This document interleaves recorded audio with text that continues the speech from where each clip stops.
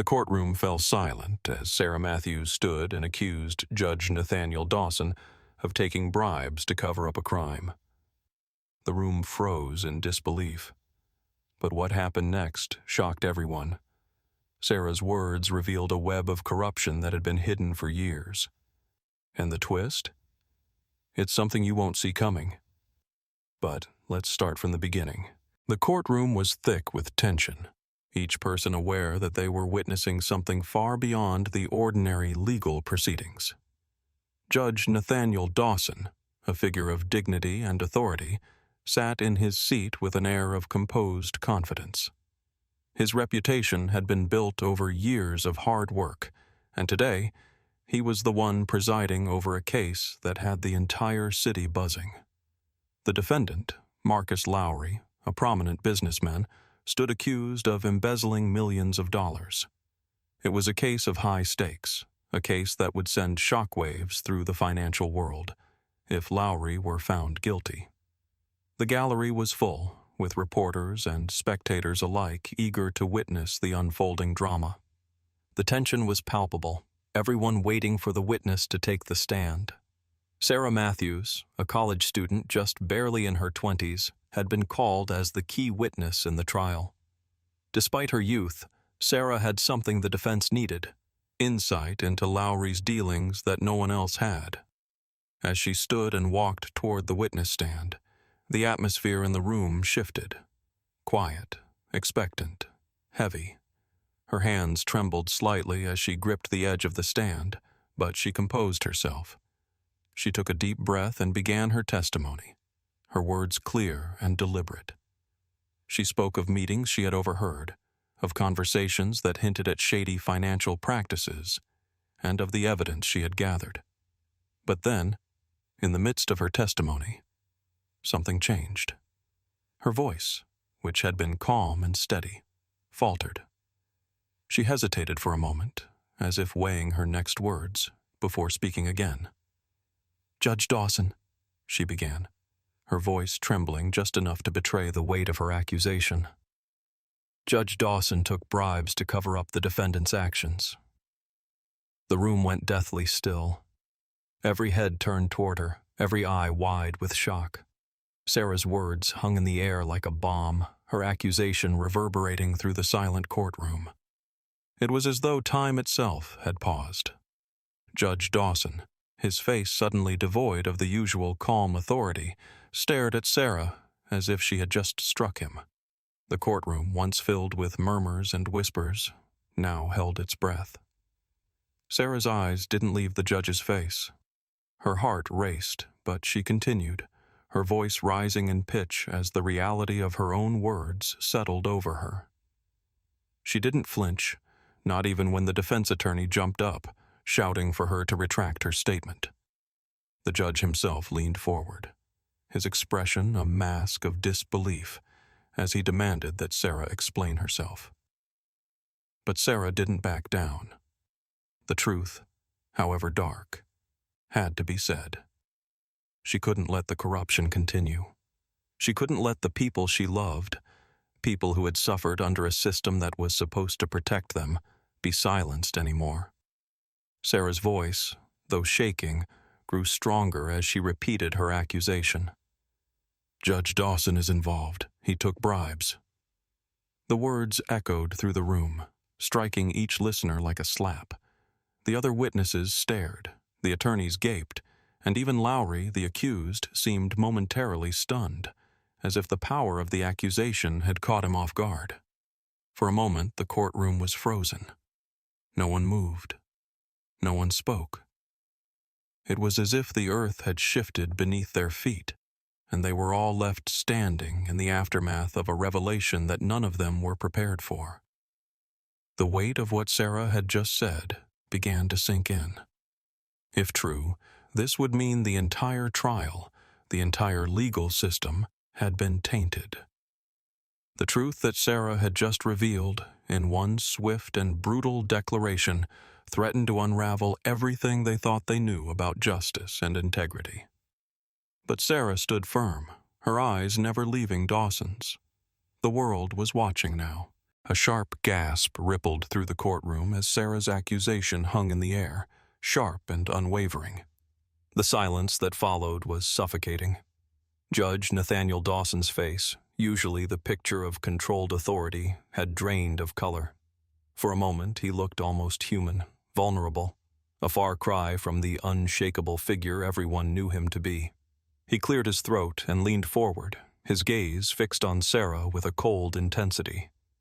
"This is a serious claim, Miss Matthews," he said, his voice low and edged with a sharpness that cut through the tension in the room. "You must retract that statement immediately. You are making a grave accusation." But Sarah didn't flinch. She didn't falter. Her heart hammered in her chest, but her resolve remained unbroken. She had come too far to let fear dictate her actions now. The room seemed to close in on her, but she stood her ground, looking straight at Dawson. "I won't retract it," she replied firmly, her voice carrying the weight of truth. "Everything I said is the truth." Her words were met with a sudden eruption from the defense lawyer. He stood, his face twisted in outrage as he loudly dismissed Sarah's statement. "This is nothing but baseless slander," he shouted. "There is no evidence to support such a claim. This young woman is simply trying to ruin the reputation of a respected public figure. This is an attempt to derail the trial." The words stung, but Sarah was prepared. She had expected this kind of attack. The defense lawyer's outburst only confirmed how deeply Dawson's corruption ran, how far-reaching his influence had been. The lawyer's protests seemed hollow, coming from a man who had spent the entire trial defending a man who had destroyed so many lives for his own gain. But Sarah wasn't fighting just for herself anymore. She was fighting for her father, for the countless others who had been silenced by the power and greed of people like Dawson. She was fighting for truth. The room was divided now. Some in the gallery were whispering, their voices tinged with disbelief. Could it be true? Was the judge they had trusted for years truly a part of the corruption that had poisoned the system? Others were stunned into silence, their minds reeling with the implications of Sarah's words. The entire courtroom seemed to hold its collective breath, waiting for the next move. Judge Dawson's normally composed demeanor had cracked. His jaw clenched, his eyes narrowing as he processed the gravity of the situation. His face, usually calm and controlled, was now pale, his composure slipping. It was no longer about a businessman's embezzlement. It wasn't about the trial at hand. This was about something much bigger. This was about everything Dawson had built, everything he had concealed, all unraveling before his eyes. Sarah could see it in his eyes, the realization that his time had come. The mask of the powerful, untouchable judge was slipping, and in its place, there was fear. Fear of exposure, fear of the truth, fear of the destruction that was about to follow. For a man who had spent his entire career manipulating the legal system, the weight of accountability was crushing. But Sarah stood tall, unwavering. She had no time to feel the weight of the room pressing against her.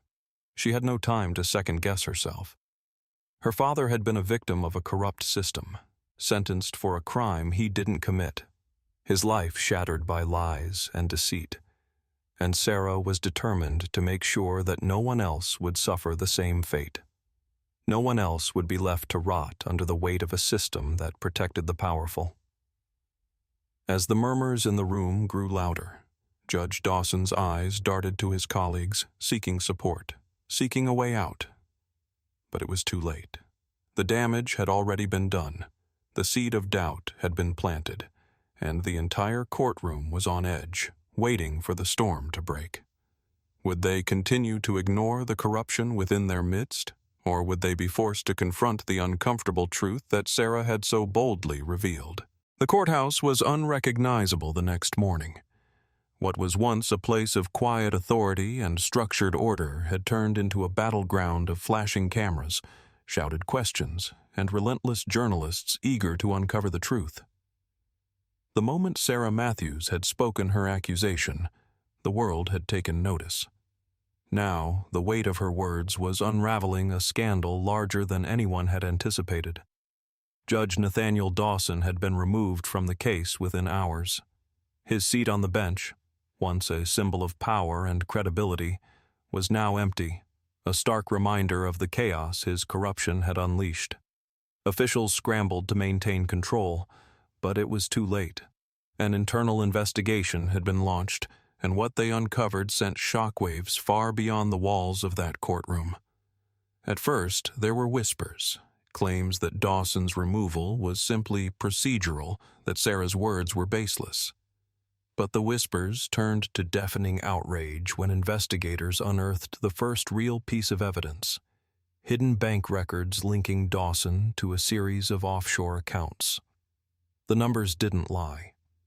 The transactions spanned over a decade, with millions of dollars funneled in from anonymous sources, all pointing back to criminal enterprises, corporate interests, and well-connected figures who had managed to avoid justice. Until now. The revelation exploded across every news channel.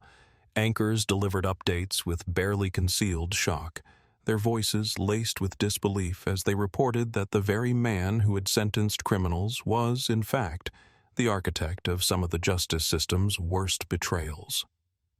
Court documents leaked overnight showed how Dawson had orchestrated cover-ups, ensuring that whistleblowers were silenced, evidence was buried, and guilty men walked free. The media latched onto the story with a ruthless grip. Every major network was covering the scandal, dissecting every known case Dawson had ever presided over. How many innocent people had been condemned because of him? How many real criminals had paid their way to freedom under his watch? People who had once trusted the legal system now found themselves questioning everything. Lawyers who had worked cases under Dawson's rulings were suddenly being asked uncomfortable questions. Families who had lost their loved ones to wrongful convictions demanded answers. Activists took to the streets, calling for reforms, while former defendants whose lives had been destroyed by Dawson's rulings came forward with their own stories of injustice. The deeper the investigation went, the darker the truth became. Dawson's connections stretched beyond a single businessman or one trial. He had built an entire network of corruption, his influence reaching into the highest levels of power. He had used his position to shield white-collar criminals, to ensure corporate fraud was swept under the rug, and to suppress those who tried to expose the truth. He was no longer just a disgraced judge. He had become the embodiment of everything broken within the justice system. For years, he had believed himself untouchable. But now, the weight of his crimes was dragging him down. As the day unfolded, more reports surfaced. Testimonies from clerks who had seen suspicious documents go missing, lawyers who had been pressured to drop cases, even former colleagues who had suspected something was wrong but had never dared to speak up. The puzzle pieces were falling into place, and the image they formed was damning. Nathaniel Dawson was no longer the judge. He was the accused, and the world was watching. The courtroom doors swung open once again, but this time it was under a different weight. The air was thick, heavy with the promise of a new beginning. The crowd filed in, whispers bouncing off the walls, but there was no longer an air of nervous anticipation. This was no longer just a trial. This was the reckoning. Judge Dawson's absence was palpable. His seat, once occupied by the man who had held so much power over the lives of others, was now vacant. In his place stood a new judge, one whose reputation was unsullied by corruption, whose every decision would be scrutinized with a sense of restored faith. The trial had shifted gears, its focus no longer on the accused businessman, but on the system that had failed for so long. The businessman, Marcus Lowry, had been a figure of wealth and influence, someone who had seemed untouchable. But now, as the trial unfolded without Dawson's manipulative hand, the evidence against him became impossible to ignore. Sarah Matthews, the whistleblower, had done what so many others were too afraid to do. She had stepped forward and exposed the truth. Her courage had been the catalyst that toppled a house of cards, revealing a web of corruption that stretched far beyond the courtroom. Her testimony was critical. She spoke of the documents, the meetings, the lies that had been covered up for years. She laid out the facts in an unshakable manner, her words crisp and clear. With every piece of evidence she presented, the case against Lowry grew stronger. Sarah had feared retaliation, but with each passing moment she realized that the truth she had fought so hard to uncover was now taking shape. The evidence, once buried beneath layers of lies and deceit, now came to light with undeniable clarity. Lowry's guilt was no longer a matter of speculation. It was a matter of fact. The jury deliberated for mere hours, and when they returned, the verdict was swift. Guilty on all charges. A wave of relief swept through Sarah as the final gavel came down. Justice had been served, but it wasn't just for her father. It was for every person whose life had been marred by Dawson's corruption. Sarah's role in the trial was undeniable. She had not only sought justice for her father, who had been wrongfully accused and silenced by the system, but had also helped expose a much larger network of criminal activity. She had brought down a man who thought himself untouchable, a man who had used his position to shield the guilty and punish the innocent. It wasn't just a victory in the courtroom. It was a restoration of faith in the justice system itself. As the courtroom emptied, Sarah sat alone for a moment, the weight of what had just transpired settling over her. It had been an emotional battle, one that had pushed her to the limits of fear and doubt. But now, as the truth echoed in every corner of the room, there was a sense of closure. The courtroom, once filled with uncertainty and corruption, now felt like a place of hope. The doors closed and Sarah stepped outside into the daylight. She didn't feel like a hero, but she knew that, in her own way, she had reclaimed something far more powerful. Her courage had shifted the balance, proving that no one, no matter how powerful, was above the law.